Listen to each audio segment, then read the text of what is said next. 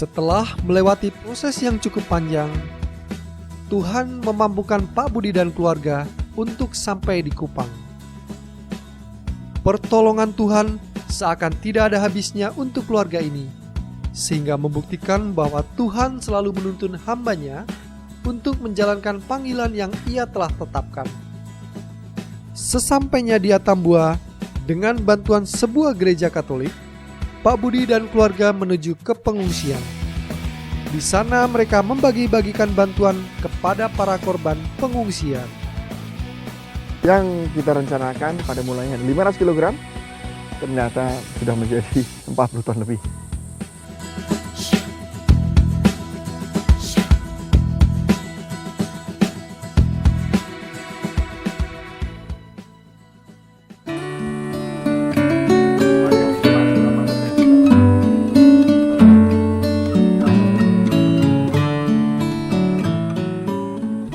Setelah beberapa kali kembali ke Kupang, kecintaan Ibu Peggy dan anak-anak membawanya untuk membangun panti asuhan Roslin.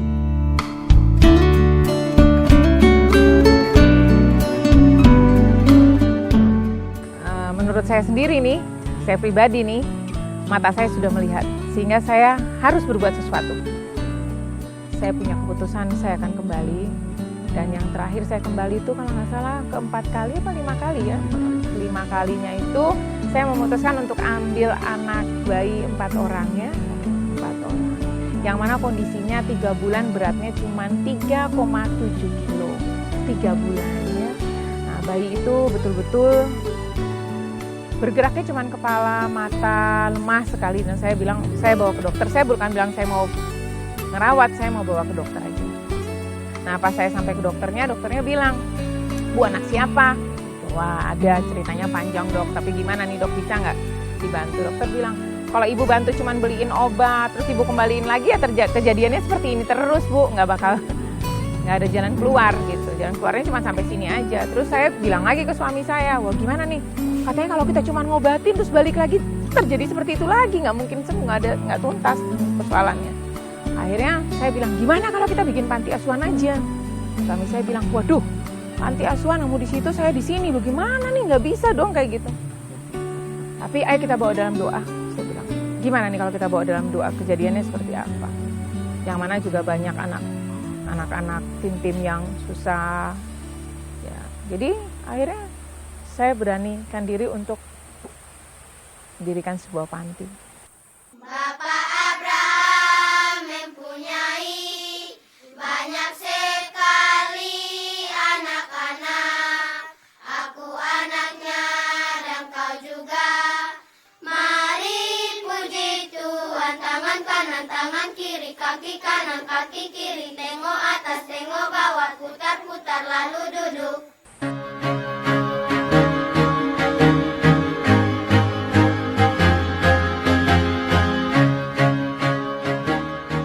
Panti yang awalnya didirikan dengan segala keterbatasan, sekarang menjadi tempat berkumpulnya harapan dan cita-cita anak-anak. Terdapat berbagai macam anak-anak dengan latar belakang yang berbeda di panti ini. Sebuah bentuk cinta kasih Tuhan terhadap anak-anak, sehingga melalui Pak Budi dan Bu Peggy, anak-anak bisa merasakan bahwa Tuhan begitu mengasihi terhadap mereka.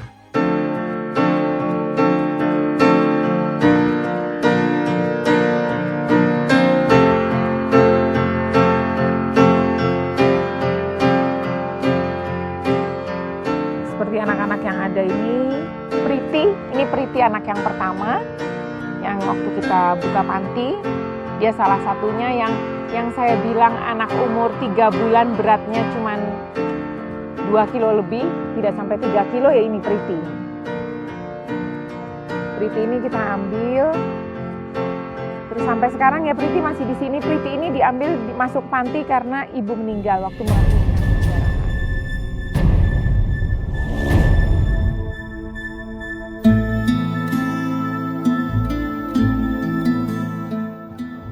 Waktu saat itu saya ngasuh sendiri dengan satu anak yang nolong saya, yang mana dia juga anak kerja kita dari Jakarta. Jadi cuma berdua saya ngasuh bayi sekian jumlahnya itu saya dengan anak itu aja yang ngasuh. Untuk Edu ini lahir saya yang nolong, tapi waktu saya datang ibunya sudah duduk di bawah di lantai, yang mana lantainya lantai dari tanah merah,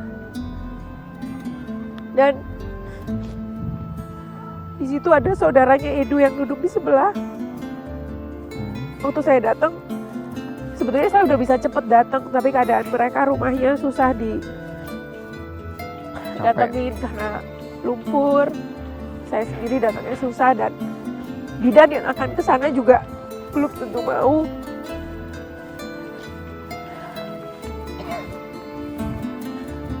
Waktu saya datang, Edo sudah di luar, tapi tidak ada yang motongin pusat.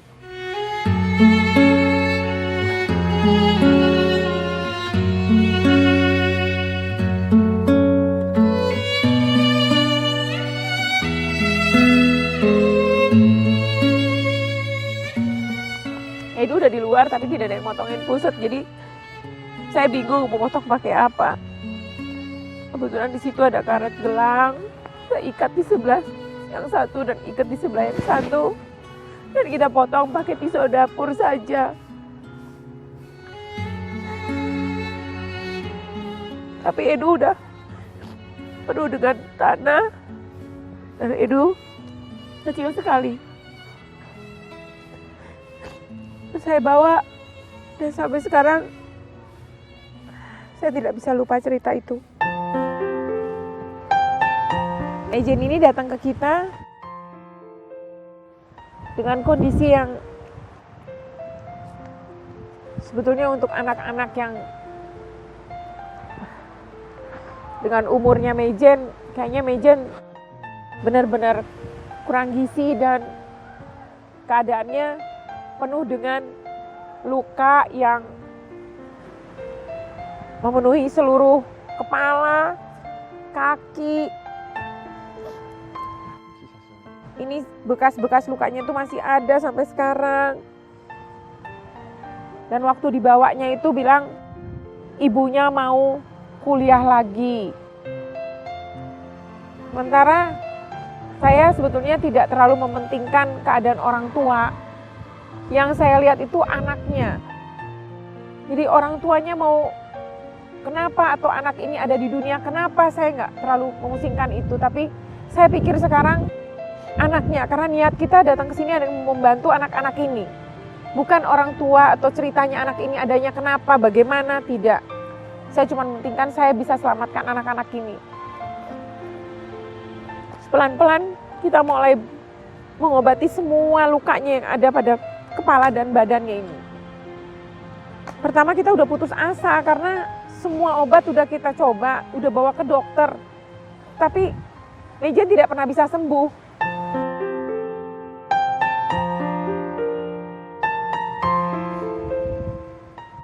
Yang ada, setiap kali kita berobat dengan kakak-kakaknya ini, kita berdoa. Walaupun mereka kadang-kadang juga takut untuk megang Mejen karena takutnya penyakit apa. Tapi kita selalu berdoa bahwa Tuhan niat kita baik, mau nolong.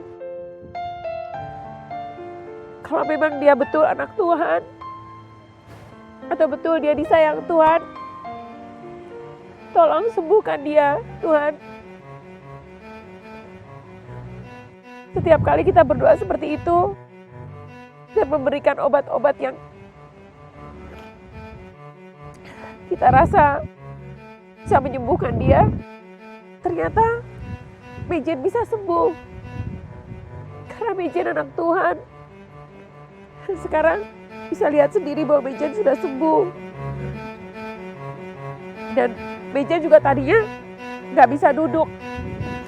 Sekarang Mejen udah bisa duduk, Mejen udah bisa berdiri.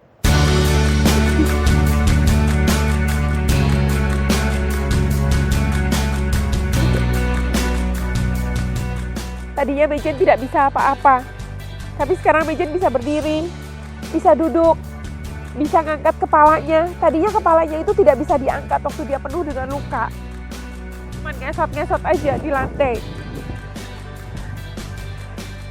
Saya harap cerita-cerita mereka ini akan dirubah menjadi cerita-cerita yang indah. Kelak mereka dewasa.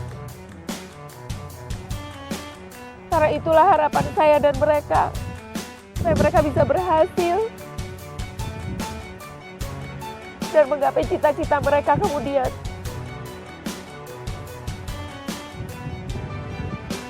Terus terang, saya sayang sekali sama mereka.